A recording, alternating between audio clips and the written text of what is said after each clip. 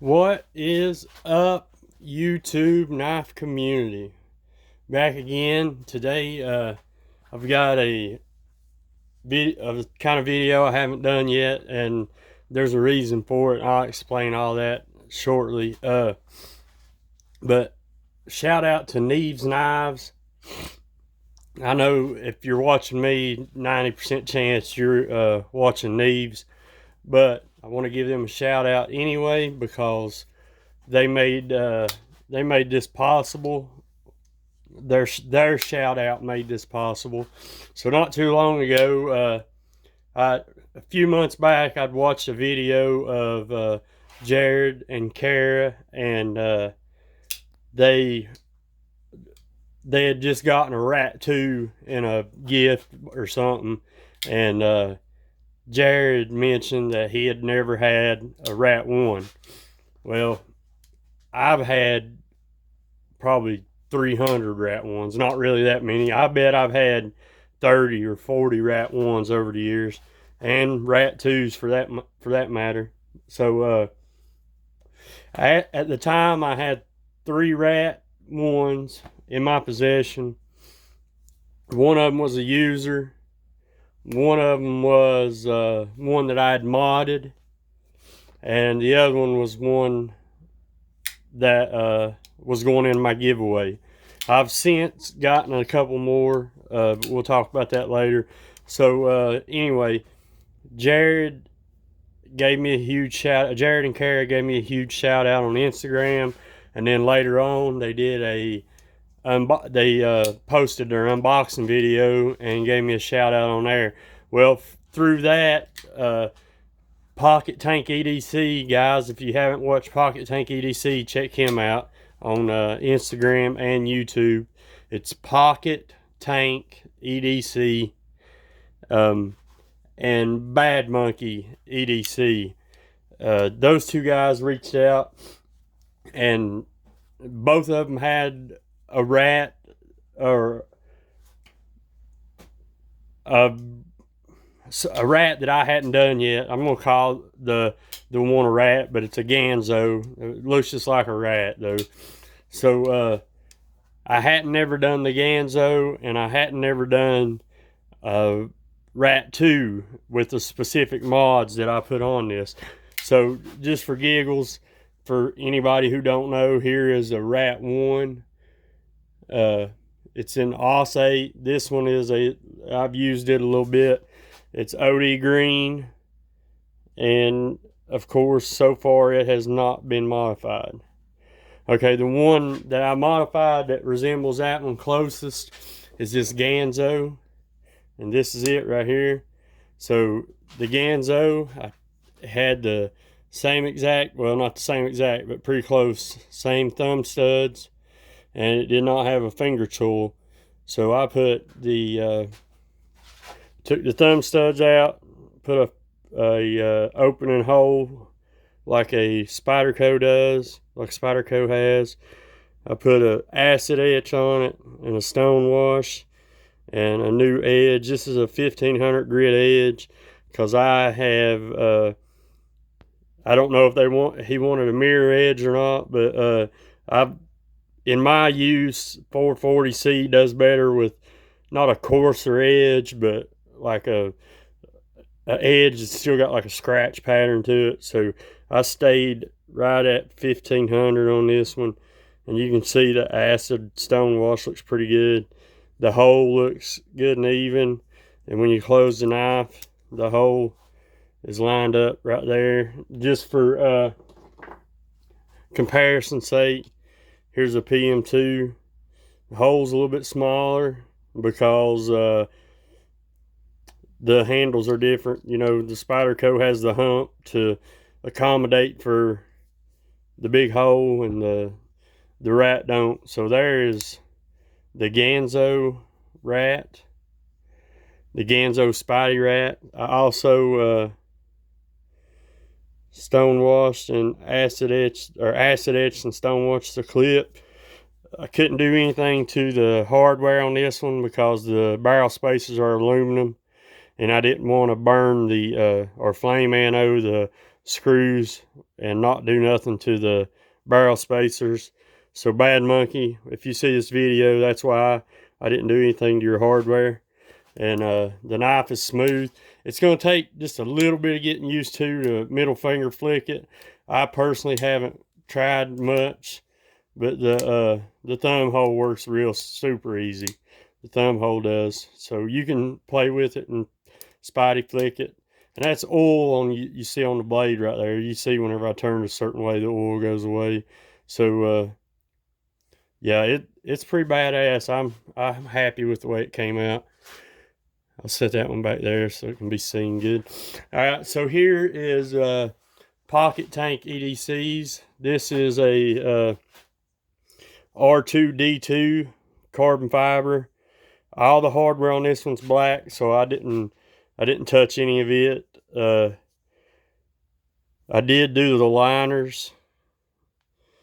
If you can see down inside there, acid etched and did the liners, and I flame anoded the barrel spacers just a little bit so they'd match the liners. So there's that. And this one is real easy to do with the thumb, just like the Ganzo, super easy. It's going to take some getting used to Spydie flick it, because really, let's see if I can get a shot. Really, it's kind of hard to, God, I can't get in frame, to get the meat of your finger in there. And I didn't want to put a big old freaking hole on it, because, yeah, I know this is going to weaken that section of the blade just a little bit, but these knives more than likely will never be beat on or anything like that. These guys are going to carry these and cut shit, and that's about it. But there is man, D2 does a hell of a job bringing up a good acid etch, and when you stone wash it, it's beautiful. It's just a beautiful blade. And then like the corners always come up a little lighter than the flats and stuff. It turned out great. Turned out real good. Hopefully these guys are happy with this. I'm getting ready to ship them out. This knife right here is so smooth. It won't drop shut or nothing, but it's smooth as silk. And guys, I polished your washers, and I oiled everything up. They should be good to go. So there's those. I wanted to show those real quick. And I want to say that if anybody else out there that sees this video, if you're interested in a mod like this, just hit me up on Instagram, DM me, and we'll talk about it. Let's see. I had something else to say too. Anyway, Bad Monkey and Pocket Tank, I'll be shipping these guys out to you tomorrow, and I'll be contacting you too before I do that. And then I want to give a shout out to Kenny from In the Pocket. Kenny sent me this bad boy today, or I got it yesterday. Carried it last 2 days. The Ultimate Hunter. And you guys know that I just purchased the Cold Steel AD10. I wanted to give you guys a comparison shot of these two knives.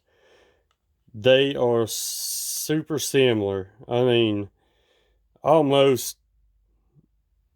besides the width, the blade profile, and all that good stuff is almost identical.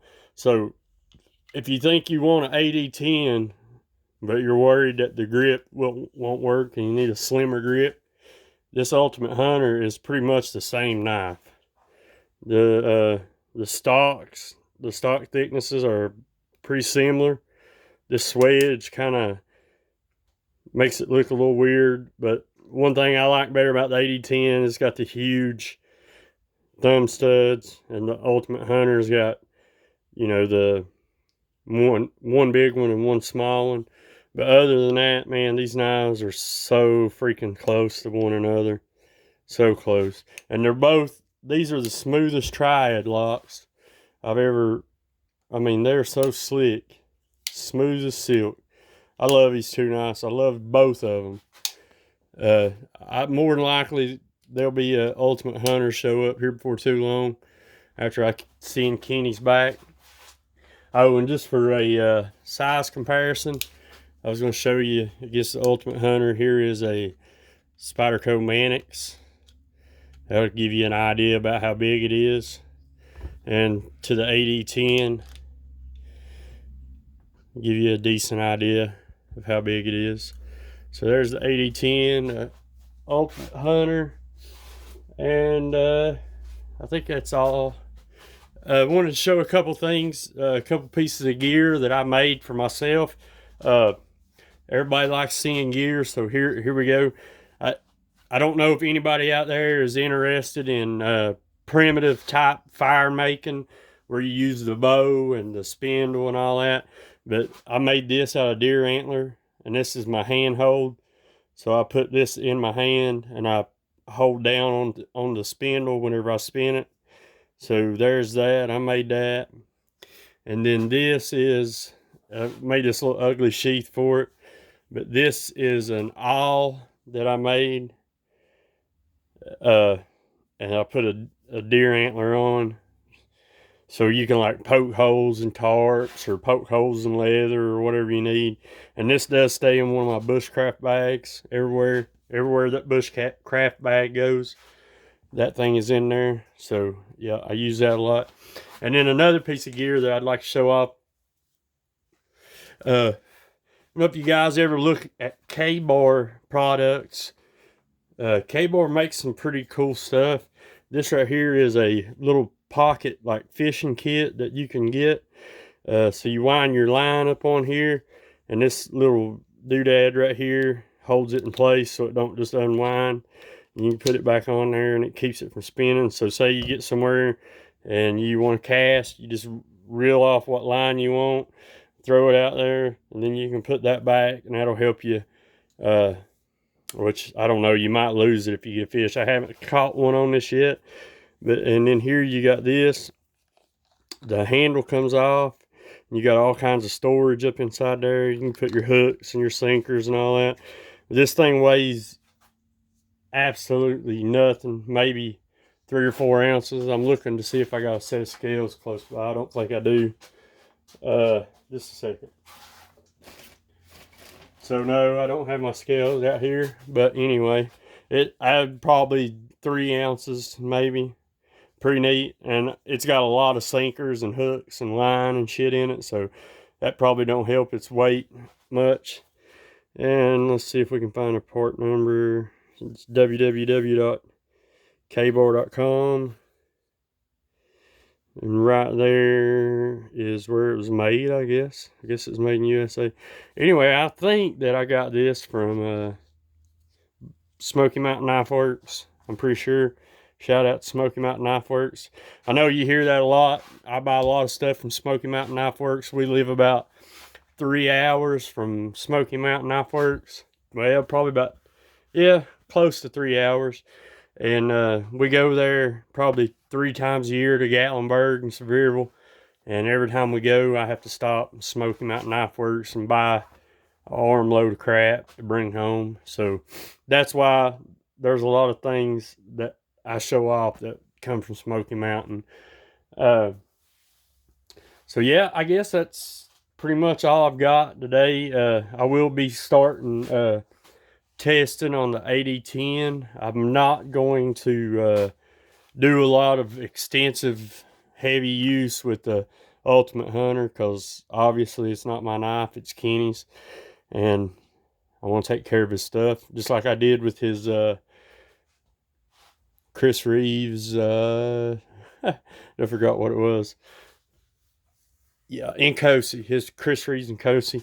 So this will be a pretty much same thing. I might do a little batoning with it or something and show the how the stock thickness is and all that good stuff. But there'll be no hard heavy duty use like I will with the AD10. But yeah, guys, let's take one more look at these two knives that I modded. Once again, here's the R2D2 Rat Ontario Rat 2 and D2. You can still see the scratch pattern. I like D2 to be a little coarser too. But when you get that thing, that choil is like awesome, especially on this little one, this R2. That choil works great, great. The bigger one, yeah, the choil does real good too. To me, I mean, I love the way it looks, but the choil does make it look kind of odd. But I'm telling you, in use, when you put your lock your thumb down on that ramp and you put your finger in that choil, you can do whatever you want with that. It ain't slipping, it ain't going nowhere. And I left, you know, a big finger will fit in there, a pretty good size finger. So that's it, yeah. And here, I'll give you a shot of this. Okay, so if you imagine, I mean, with a choil, you know, one of the first things I thought whenever I used the Rat 1 was, man, that thing would be badass with a choil. So it wasn't long after that, I put a choil in one, and then all this other stuff came along, the acid etching and the stone washing and all that good stuff. So, yeah, if you guys are interested in any of that, just give me a DM on Instagram. Shout out to Pocket Tank and Bad Monkey for ordering or sending me these to mod. Huge shout out to Neves Knives for shouting me out. So those guys took interest in this. Thank you, Kenny, for sending your Ultimate Hunter. And thank you guys for stopping in and watching. Thank you guys for subscribing. Please hit that like button. And I'll see you guys on the next one. Thanks.